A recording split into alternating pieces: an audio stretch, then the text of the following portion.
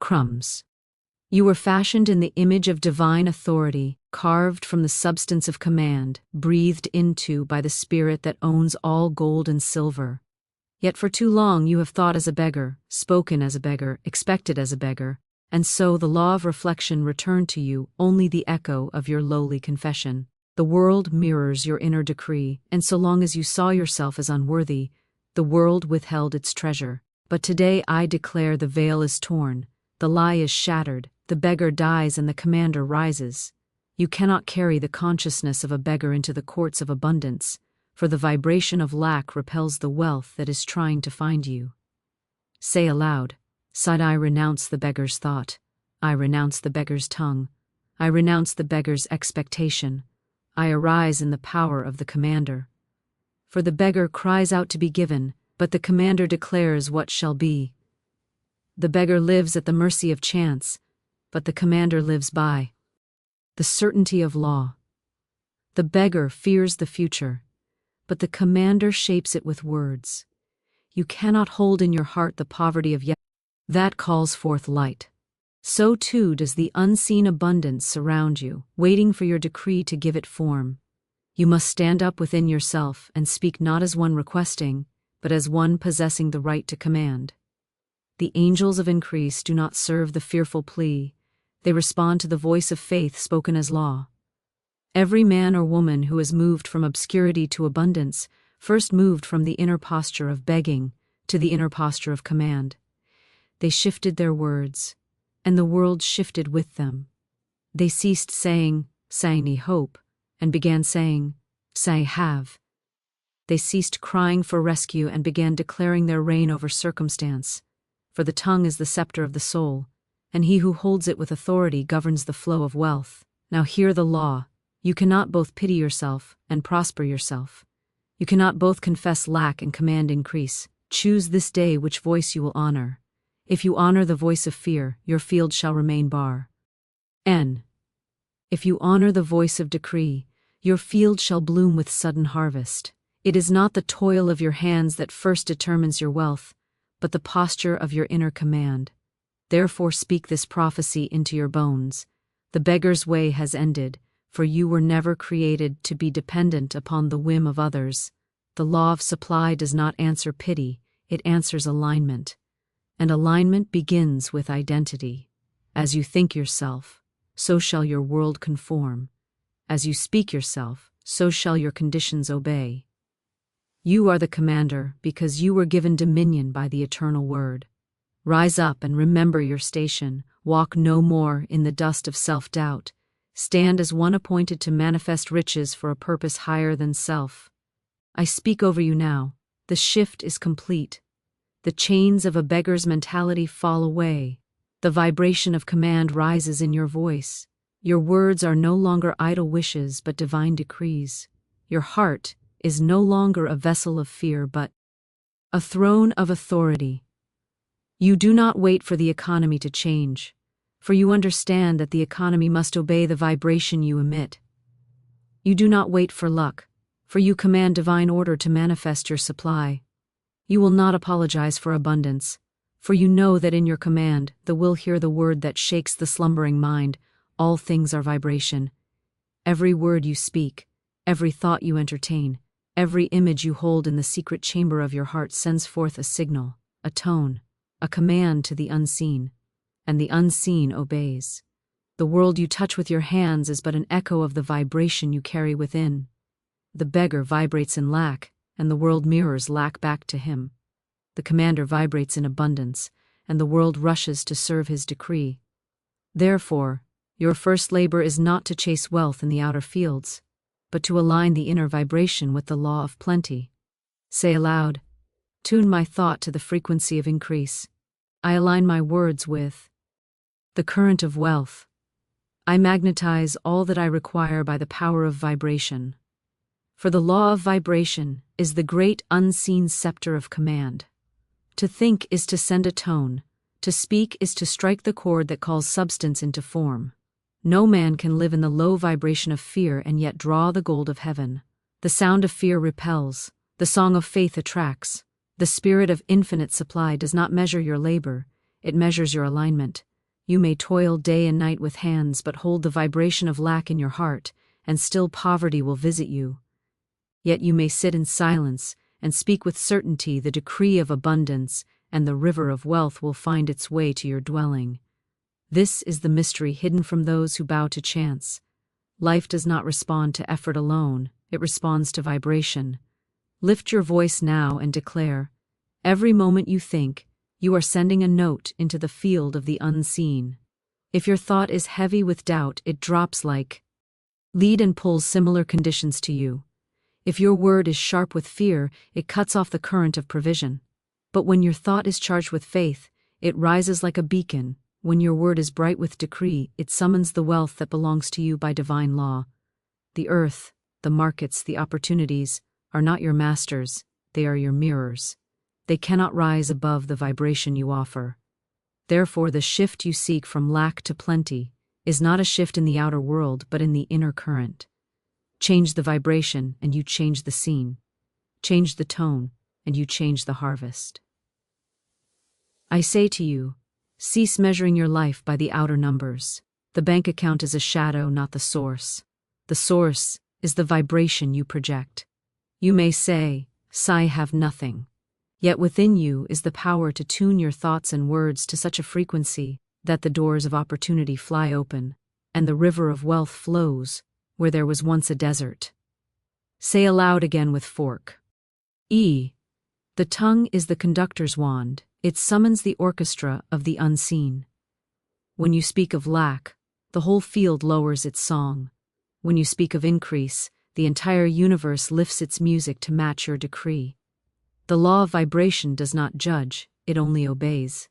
Therefore, speak as one who knows, not as one who hopes. Speak as one possessing, not as one pleading. I declare to you now that the shift is here. The vibration of poverty has no authority over you. The vibration of lack has no permission to stay. A new song rises in your thought. A new frequency flows from your tongue. You will no longer utter idle complaints, for you know every word is a seed that multiplies. You will no longer rehearse stories of loss, for you know such words sow the harvest of more loss. You will speak the language of command, and the very molecules of creation will turn to fulfill it. Hear and receive this prophecy. Your outer world is already reshaping itself to match the new tone you now hoe. The $1 million you decree is not coming from nowhere. It is forming from the vibration you sustain. Your faith is the magnet. Your word is the channel. Your vibration is the bridge between the unseen and the seen. Let this be your awakening. The outer change is but the shadow. The true work is in the unseen vibration. Align thought, align word, align tone, and watch how swiftly the outer world bends to serve you. Say aloud with boldness, Cree.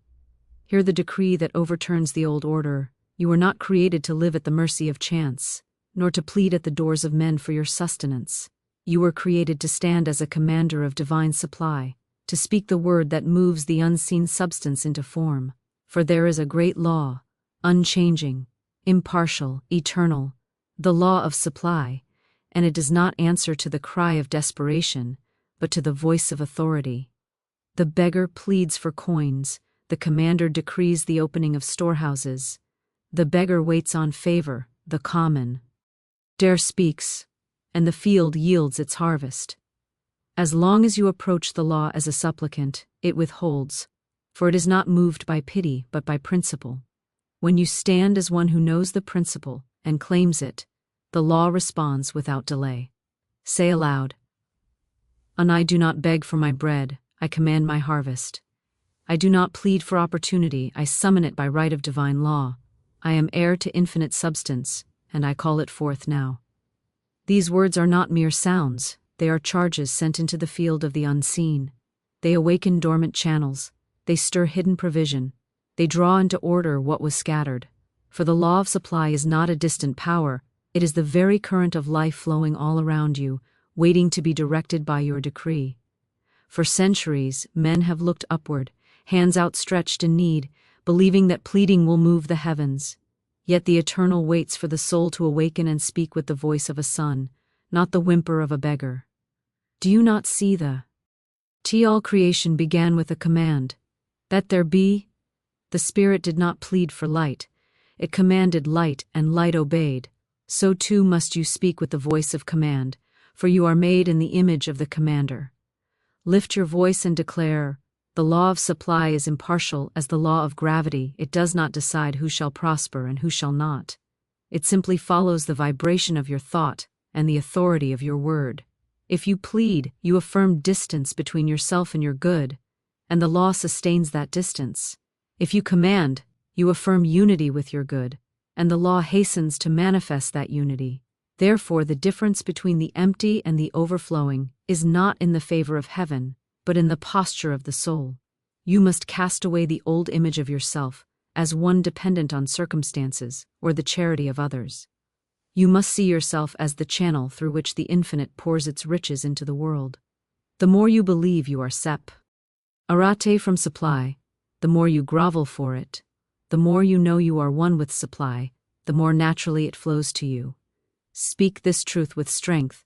The world often teaches that to receive you must prove your worth, labor without rest, or wait for the favor of others. But the law of supply does not ask for proof. It answers to recognition. The moment you recognize your divine right and speak as one possessing authority, the channels begin to open. Ideas will arise. Doors will swing wide. Resources will gather, because the law must fulfill the word of the awakened soul. I speak this over you. The season of begging is over. The vibration of lack that has bound your tongue is broken. You will no longer speak of your needs as distant hopes. You will declare them as present realities unfolding now. You will not cower before the reports of the outer world. You will stand as one who knows that the unseen substance is greater than the seen condition. Every command you give must be wrapped in faith, for faith is the seal that authorizes the decree. If you speak in doubt, you cancel the charge. If you speak and believe, the law is set in motion. Therefore guard your words, for every idle complaint delays your harvest, but every firm declaration hastens it. Say aloud with conviction, this is the higher order to which you are called. You are not to be tossed by the winds of the economy, or chained by the opinions of men. You are to live as one who governs his world by the law of spirit, speaking with the tongue of authority, walking with the step of certainty. For the wealth of the righteous is not wrung from the earth by toil, it is called forth by command. I declare to you now, your days of pleading are ended, your season of commanding has begun. The law of supply hears you, and it moves even now to fulfill your word. Stand, speak, and watch the invisible become visible. Hear this eternal decree. Wealth is not born of human sweat, nor is it granted by the fickle will of men. Wealth is the rightful inheritance of every soul aligned with the divine. You did not come to earth to scrape the dust for survival, but to stand as heir to the endless riches of the unseen realm. The fields of gold are not the possession of the few. They are the reflection of an eternal law that declares, all that the Father has is yours. The world has taught you to strive, to compete, to labor as if wealth were a prize snatched by effort. But I say to you that true wealth does not come by struggle, it comes by inheritance. You do not earn the sun's light, you inherit it by being alive. You do not beg the earth to grow, the seed inherits the power to sprout. So it is with you. By divine appointment, you are heir to abundance. Say aloud with authority, inherit the wealth of the kingdom. I claim my divine portion now. I cast off the yoke of struggle, for I am a rightful heir. These words are not wishful thinking, they are a legal declaration in the court of the unseen. Heaven recognizes the heir who claims his inheritance. The earth rearranges itself to deliver what is already his. When you see wealth as a prize of toil, you close the gates of flow, but when you see it as a divine inheritance, you open the gates of ceaseless supply. The beggar sees wealth as something he must earn by proving himself worthy. The heir knows wealth is part of his nature. The beggar competes with his neighbor, the heir collaborates with heaven. The beggar clings to coins, the heir opens his hands, knowing there is always more. Struggle springs from the illusion of separation, from the false belief that you stand outside of divine provision. But inheritance flows from the knowing that you are one with the source. Lift your voice and declare with unshaken confidence, The Eternal has not hidden wealth behind closed gates, it has only been veiled by human disbelief. The moment you awaken to your sonship, the veiled tears and the treasures of heaven pour forth. You are not required to bend beneath the lash of unending labor to earn what is already yours by law. Labor may be the channel, but it is not the source. The source is the divine, and the divine does not trade in wages but in inheritance. The world will try to bind you with its creed of struggle. Why do you work harder, compete more, prove yourself worthy? But I say to you, break that chain. You are not a stranger fighting for scraps at the table. You are a child at the banquet. Struggle belongs to those who see themselves as orphans in the universe. Inheritance belongs to those who know themselves as heirs. The universe does not reward desperation, it responds to recognition. Say it again with boldness. Wealth is not hoarded in vaults of stone.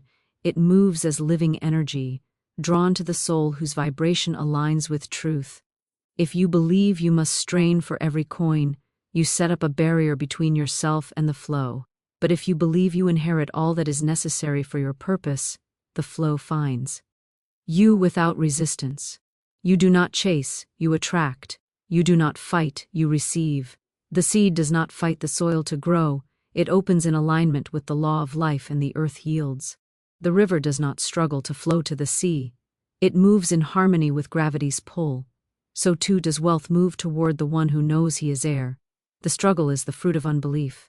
The inheritance is the fruit of recognition. I speak this prophetic word over you. The days of exhausting striving end now. The era of inheritance begins. You will work, but not as a slave to lack. You will work as a steward of abundance. You will labor, but not with the strain of fear. You will labor in the confidence of one who already possesses his harvest. The heavy burden falls from your shoulders. The light yoke of trust rests upon you. Lift your hands and speak with authority. This is the great secret hidden in plain sight. The inheritance has always been waiting. The struggle was only a shadow cast by ignorance. The moment you remember you are an heir, the shadow dissolves. The river of wealth is not to be dammed by fear nor delayed by effort. It runs in the direction of faith.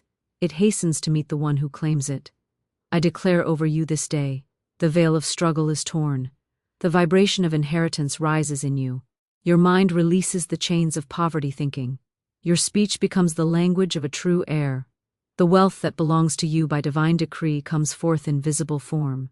You live not as a seeker but as a receiver, not as a struggler but as a rightful heir of abundance. Hear this unshakable decree. In the beginning was the Word, and the Word still carries the power to create worlds. The same power that said, "Let there be light," now waits upon your lips. You were not given speech merely to describe your condition. You were given speech to command your condition. Your mouth is the sower's hand, and every word you utter is a seed cast into the soil of the unseen. The harvest you behold today is nothing more than the offspring of yesterday's speech. If you have spoken fear, you have harvested lack. If you have spoken doubt, you have harvested delay. But the moment you speak with faith, the moment you speak as one who knows the law, your words take root and spring up in the field of your life as visible prosperity. Say aloud with bold conviction, "Phantom word is a seed of power. I speak abundance and abundance grows. I speak increase and increase manifests. I speak prosperity and prosperity obeys." These are not empty phrases, they are charged with the same creative current that formed the heavens and the earth. Every declaration you make in alignment with truth becomes law in your experience, for the soil of the universe does not reject the seed, it multiplies it. The tongue is the rudder of destiny. Many cry out for change, yet steer their own lives into storms by careless speech. They confess lack in the morning and wonder why lack grows at night. They complain about debt and wonder why debt multiplies. They rehearse defeat and wonder why opportunities flee. The soil is blameless, it simply gives back what it was given. The field cannot produce wheat when you have sown weeds. Lift your voice now and declare, understand this eternal principle, your words are carriers of vibration. They go forth clothed in the tone of your belief. A word spoken in faith becomes a decree. A word spoken in fear becomes a snare. Heaven's law cannot be mocked. Whatever you sow, you shall reap. If you would reap prosperity, you must sow prosperity in thought and in speech, for thought prepares the seed, but speech plants it in the field. You need not wonder whether the soil is ready. The soil of the universe is always ready. It waits only for the right seed. The moment you speak as one with authority, the law goes to work, summoning opportunities, aligning circumstances, opening doors, stirring hearts, and guiding you to the channels through which your good will flow. The power lies not in the noise of the words, but in the faith and recognition behind them. Speak this now with unwavering certainty. Look back, and you will see that much of what you have lived was first spoken, sometimes carelessly, sometimes in despair. Today you awaken to the holy stewardship of the tongue. You will no longer cast words as if they were idle air. You will plant them as seeds of deliberate harvest. The conversation of the old self, full of complaint and confession of lack, is silenced. The new conversation, full of decree and authority, takes its throne. I declare to you that the shift is already underway. The very moment you align your tongue with the law of increase, the ground begins to move. The roots of prosperity stretch unseen beneath the surface, and the first green shoots of supply break forth. You may not see the full harvest at once, but the seed has already been sown, and by law it must bear fruit. Say it again with force, until you inner being believes it. Know this truth: the spoken word is not a charm, it is the appointed mechanism of creation. It carries the vibration that summons form out of formlessness. When your words are saturated with faith and spoken in alignment with divine law, they go forth like arrows of light, piercing through delay, dispersing resistance, calling the invisible into visibility. I prophesy over you now: the old harvest of lack is uprooted. The new harvest of abundance begins to spring forth. Your words will no longer betray you, they will become your faithful servants. Your decrees will no longer fall to the ground void, they will rise and accomplish that for which they were sent. The soil of your life will no longer yield thorns and thistles, but will bring forth gold, opportunity, favor, and overflowing increase. Lift your hands and seal it with this final declaration. This is the revelation that ends the cycle of vain toil and opens the floodgates of divine provision. Your SP. Oaken word is the seed of your prosperity. Guard it, plant it, decree it, and reap in joy. Hear this word with the fire of certainty. Faith is not a fragile hope, it is the creative force that commands substance into being. Faith is not a whisper in the dark, it is the voice of divine authority saying, "It is done." Faith is not a passive wish, it is action born of inner knowing. To manifest $1 million is not a game of chance, nor a pursuit of vanity, it is a sacred assignment, a holy commission to demonstrate that the unseen law is greater than the seen limitation. The wealth you seek is not separate from your purpose, it is the tool appointed for the work you are called to do. When you claim it as a spiritual mandate rather than a selfish pursuit, the gates of provision swing wide. Say aloud with unwavering power, "And I claim my $1 million as part of my divine assignment.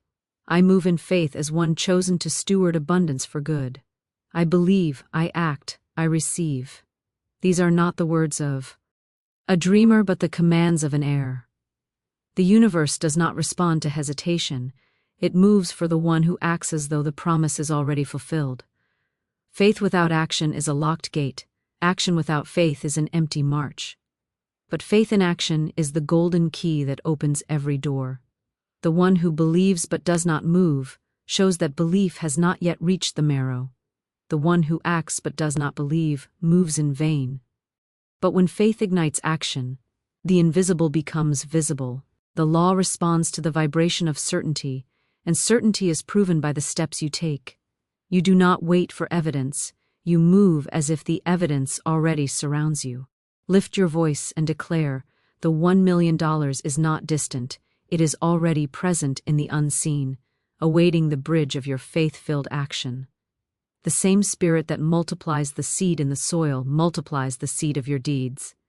The moment you decide in faith, you set in motion unseen forces that arrange opportunities, unlock channels, stir hearts, and open doors. But the decision must be total. Half faith yields half results. Faith in action refuses to bow to the reports of lack. It speaks increase when others speak decrease. It steps forward when others hesitate. It invests when fear tells it to withhold. It builds when the ground looks barren. It obeys the inner command and trusts the law to supply. It understands that the million is not conjured by chance, but summoned by alignment with purpose and the courage to move. Say this again with the strength of conviction. Understand that the million is not merely for your comfort, it is for your commission. It is the river meant to water the fields of your purpose, to bless others, to build what must be built. The season of idle belief is over. The hour of active faith has dawned. The vibration of expectancy rises in your voice, and your steps become the proof of your belief. Opportunities gather to you because you move. The $1 million is drawn to your field because your faith has moved from the lips to the feet. Lift your hands and speak this prophecy aloud. Know this truth. Every great manifestation has been born of faith that refused to wait for proof. Faith that acts is the bridge between the unseen command and the seen completion. As you speak the million and take steps aligned with your purpose, unseen supply begins to gather around you. You will be led to right connections, to inspired ideas, to doors you could not have forced open by human striving. I declare to you, the $1 million is not a distant dream, it is a present mandate. The unseen treasury is already stirred, the channels of provision are being positioned. The law of increase has heard your decree. Move in faith, act in alignment, and you will see the promise made flesh.